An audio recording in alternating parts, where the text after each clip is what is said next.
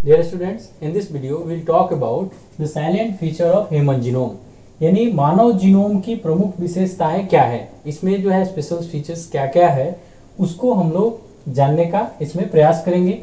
तो जैसा कि हम लोगों का लक्ष्य की जो प्राप्ति होती है,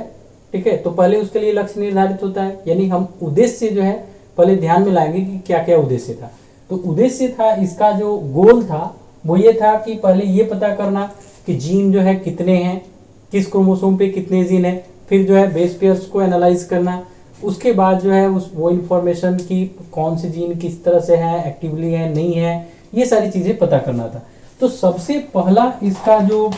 फीचर है कि इसमें लगभग 30 से 31,000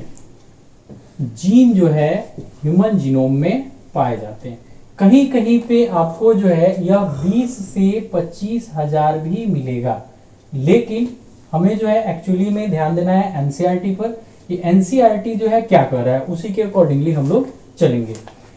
तो पहला ये हो गया। अब इसमें जीन की संख्या पता चल गई, तब ये पता करना था कि किस क्रोमोसोम पे कितने हैं। तो इसमें यह पता किया गया कि फर्स्ट क्रोमोसोम यानी क्रोमोसोम नंबर 1, जैसे क्रोमोसोम की हम नेमिंग करते हैं तो ऑटोसोम्स 22 है, तो उसमें फर्स्ट सेकंड थर्ड ऐसे करते हुए 22nd तक। तो पहला जो क्रोमोसोम है इस पर सबसे अधिक जीन पाए गए। फर्स्ट क्रोमोसोम हैज 2968 जीन्स, यानी सबसे ज्यादा मात्रा में जीन जो है वो पहले क्रोमोसोम पे फाइंड किए गए, जबकि सबसे कम जीन यानी लीस्ट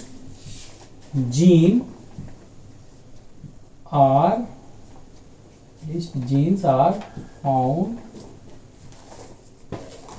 ऑन Y क्रोमोसोम, जो की संख्या कितनी थी 231।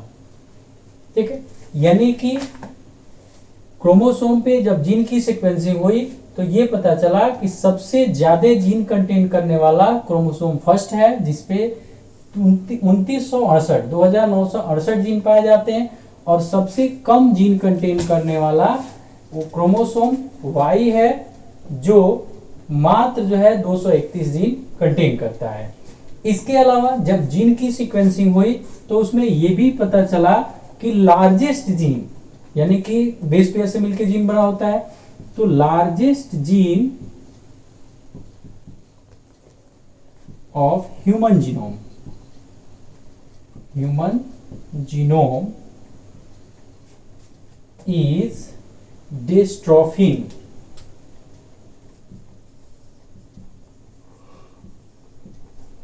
डिस्ट्रोफिन ये एक जीन है जो कि अकेले ही 2.4 या इसको सिंपली जो है हम लोग 24 मिलियन बेस पेयर से बना होता है, यानी 2.4 करोड़ 2 करोड़ 40 लाख बेस पेयर से यह बना होता है। ठीक है, ये सबसे बड़ा जीन है ह्यूमन जीनोम का। और सबसे छोटा जीन जो है, स्मॉलेस्ट जीन इज TDF, यानी जिसको जो है हम लोग testis determining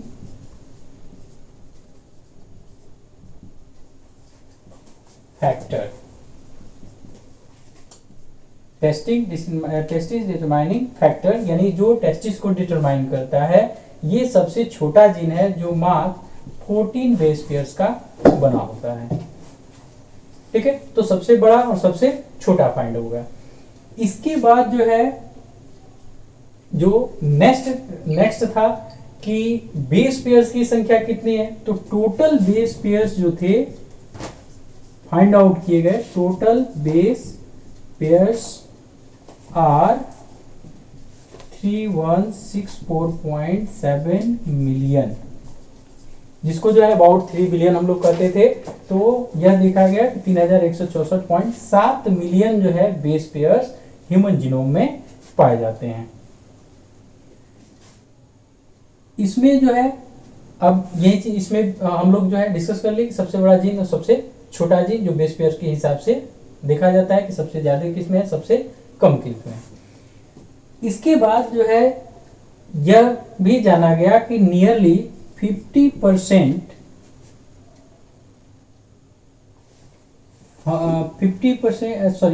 function of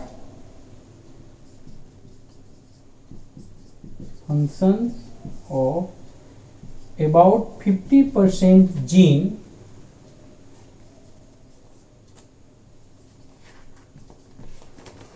is known, यानी लगभग 50% जीन के फंक्शन के बारे में भी जाना गया, जिनमें से यह भी जाना गया कि ओनली 2%, ओनली अबाउट 2% हम कर सकते हैं, about 2% genes codes for protein,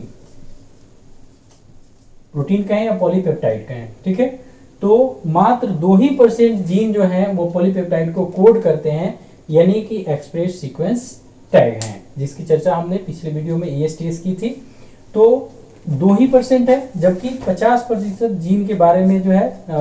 ये पता किया गया कि वो क्या है, कैसे हैं, क्या करते हैं। अब यहाँ पर थोड़ा सा आप लोग ये कंफ्यूज होंगे कि 50% के फंक्शन के हम बारे में जानते हैं, जिसमें जबकि 2% जो है वो आपको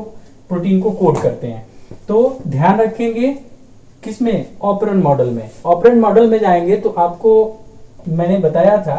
कि ऑपरेंड मॉडल जो है ये एक कोऑर्डिनेटेड ग्रुप ऑफ जीन्स हैं, जिसमें बहुत सारे जीन होते हैं, ऑपरेटिंग जीन होते हैं, ऑपरेटर जीन होते हैं, रेगुलेटर जीन होते हैं, ठीक है।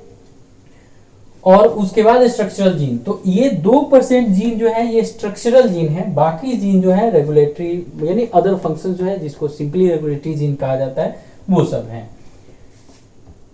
इसके बाद कि इसमें जो है बाकी जो है उससे हमें जो है इवोल्यूशनरी इंफॉर्मेशन, ठीक है, कि किस तरह से विकास हुआ, या फिर जो है क्रोमोसोम का कंस्टिट्यूशन वगैरह भी बहुत सारी चीजें हैं जो जीन द्वारा निर्धारित किया जाता है, तो वो सब जीन इसमें शामिल हैं। इसके बाद जो है एक बहुत ही जरूरी चीज जो पता चली, जैसे ह्यूमन में जो डिजीज होते हैं, तो बहुत सारे डिजीज जो मेटाबॉलिक डिजीज होते हैं, जो काफी कॉमन डिजीज है, जैसे हार्ट डिजीज हुआ, डायबिटीज हो गया, ये सारी चीजें, तो इनको जो है निर्धारित करने वाले एक जो है single nucleotide sequence, single nucleotide sequence,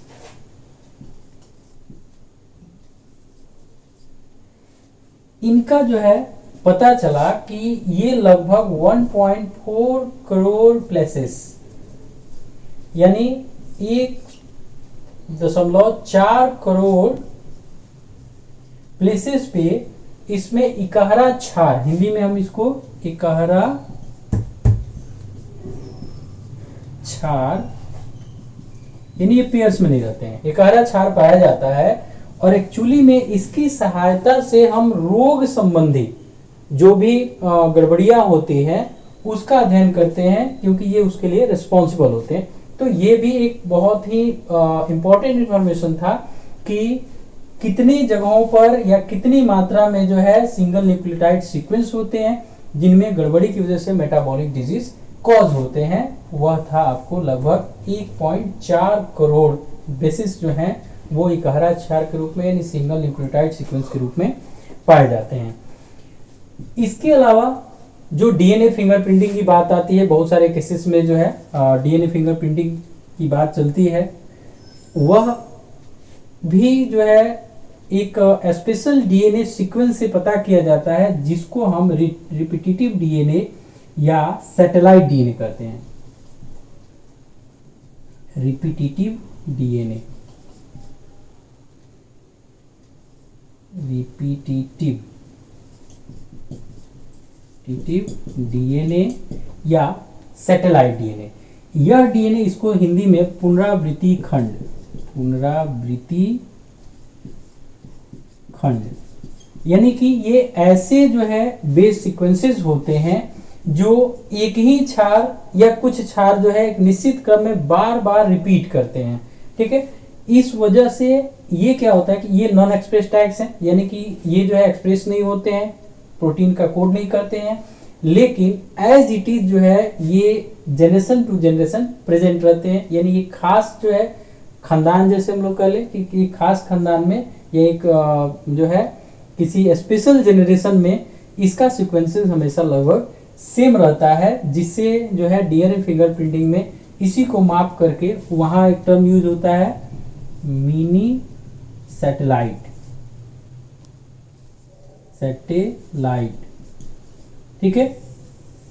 ये डीएनए का एक नाम होता है, खंड होता है मिनी सैटेलाइट। तो इससे जो है ये पता किया जाता है कि जो डीएनए है वह किससे ज्यादा मैच कर रहा है या किसका हो सकता है, जिससे कि पेरेंटल डिटर्मिनेशन होता है, माता पिता का निर्धारण होता है। तो वो चीज जो है आपको पता चला कि मिनी सैटेलाइट्स जो है कहाँ है, कैसे हैं, किस तरह से हैं और उनका पैटर्न क्या होता है। तो इस तरह से आपको मानव जीनोम परियोजना की कुछ प्रमुख विशेषताएं जो है हम लोगों ने यहाँ चर्चा किया कि इतने जीन पाए जाते हैं क्रोमोसोम पे, किस क्रोमोसोम पे सबसे ज्यादा जीन, किस क्रोमोसोम पे सबसे कम जीन, इसके अलावा सबसे बड़ा जीन कौन सा है, सबसे छोटा जीन कौन सा है, उसमें बेस पेयर्स की संख्या कितनी है, टोटल बेस पेयर जो अबाउट 3 बिलियन करके पता किया गया था वो कितना है। तो लगभग ये भी जो है आपको 3 बिलियन के ही आसपास मिला। और इसके अलावा कितने जीन फंक्शनल हैं, उनका क्या क्या फंक्शन है वो भी पता किया गया, कितना जो है प्रोटीन को कोड करता है। ठीक है, इस तरह से करके इन सारी चीजों को जो हमारी जानकारी के लिए बहुत जरूरी है इसको पता किया गया। इसके बाद जो है हम लोग चर्चा कर लेते हैं कि ये इन सारी जानकारियों का उपयोग कहाँ किया जा सकता है या कहाँ किया जाता है, और उसके बाद इसके जो है फ्यूचर के जो चैलेंजेस हैं वो क्या हैं। अब हम लोग चर्चा करेंगे कि इसका एप्लीकेशन यानी इसका उपयोग कहाँ है और फ्यूचर के चैलेंजेस क्या हैं। तो सबसे पहले कि अगर हम जो है इस जीनोम के बारे में समझ गए, अनुक्रम के बारे में समझ, हालांकि एक चीज और आप नोट करेंगे कि जैसे ही यह प्रोजेक्ट जो है कंप्लीट हुआ और हम ह्यूमन जीनोम को सीक्वेंस करने में सफल हुए, इसके बाद जो है बहुत सारी जीव जातियों जिसमें प्लांट्स भी थे और एनिमल्स भी थे उसका भी सीक्वेंसिंग किया गया और उनमें भी जीनों का अनुक्रम समझा गया। तो इसमें जो है ये पता किया गया कि बहुत सारे ऐसे जीन हैं जो मानव में रोग के लिए रिस्पॉन्सिबल हैं, मेटाबॉलिक डिजीज के लिए रिस्पॉन्सिबल हैं। तो यहाँ जो है metabolic disease to treat with metabolic disease. ठीक है, इसमें कौन कौन सा आ गया, कार्डियोवैस्कुलर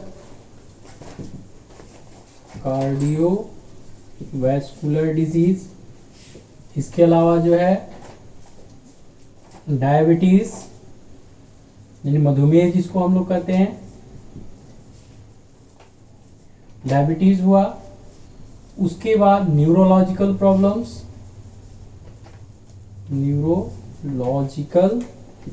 प्रॉब्लम्स या डिसऑर्डर्स, जिसमें अल्जाइमर जो है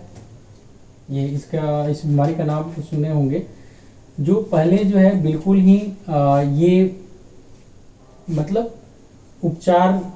के योग्य नहीं था, मतलब उसके उपचार की कोई व्यवस्था नहीं थी।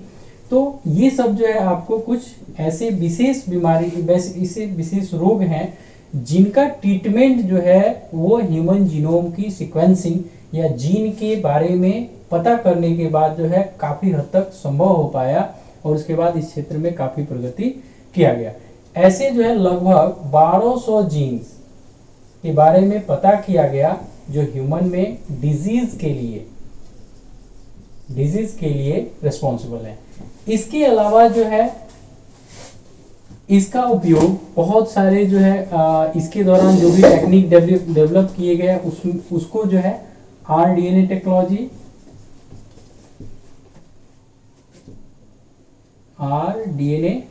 टेक्नोलॉजी, के जो भी टूल्स इस दौरान विकसित हुए उनका उपयोग नए तरह के जीवों को विकसित करने में किया गया, जिससे कि हम किसी भी अन्य जीव से अपने जरूरत की वस्तुएं, अपने जरूरत के पदार्थ या मटेरियल जो है वो प्राप्त कर सकें। अब जो है